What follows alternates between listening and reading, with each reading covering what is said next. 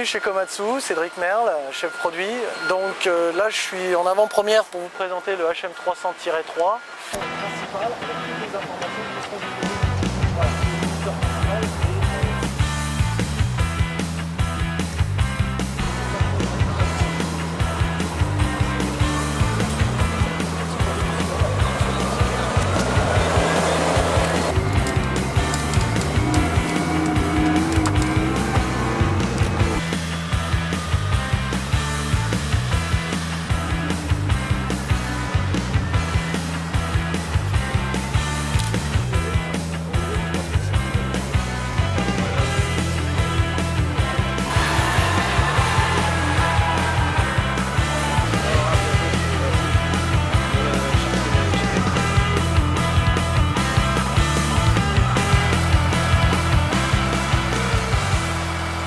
Ce HM300-3 est équipé d'un moteur stage 3 B ou Tier 4 Aterim.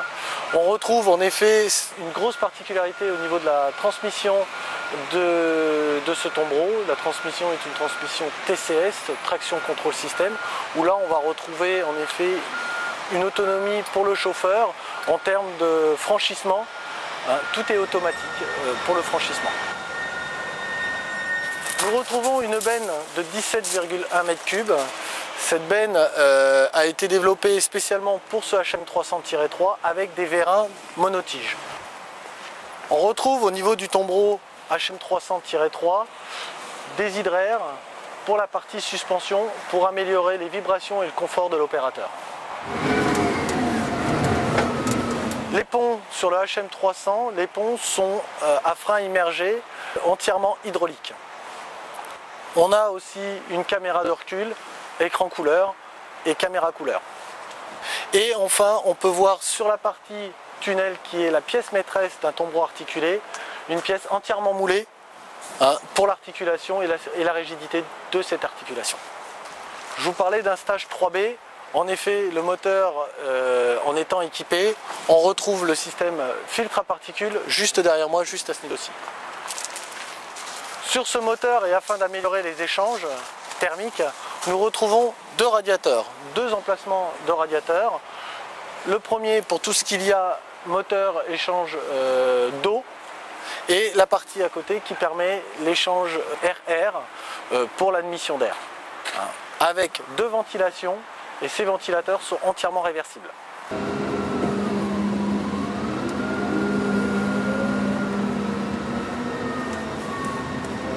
Une grosse amélioration a été faite. Komatsu a fait le choix d'accéder au camion par l'avant, tout simplement pour des aspects de sécurité. Donc en effet, nous avons plusieurs points pour monter tout en sécurité.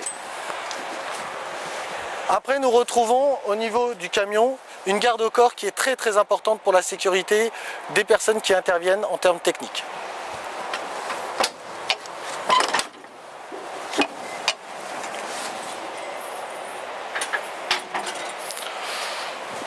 Vous retrouvez au niveau du moteur l'accès au niveau des filtres pour les personnes qui vont faire l'entretien. Ces personnes-là, notamment pour le filtre à carburant, nous n'ouvrons plus une vis de purge, mais tout simplement avec une pompe électrique. L'accès à la cabine, qui est une grande ouverture afin d'améliorer le passage pour l'opérateur. Pour l'opérateur, nous allons retrouver des écrans, deux écrans. Un écran principal qui permet d'avoir toutes les informations de filtres à particules, notamment niveau de carburant, boîte de vitesse, des températures, mais aussi température d'eau, etc. Nous retrouvons les informations au niveau des vitesses qui sont engagées de la boîte de vitesse et les informations de la position du levier de vitesse.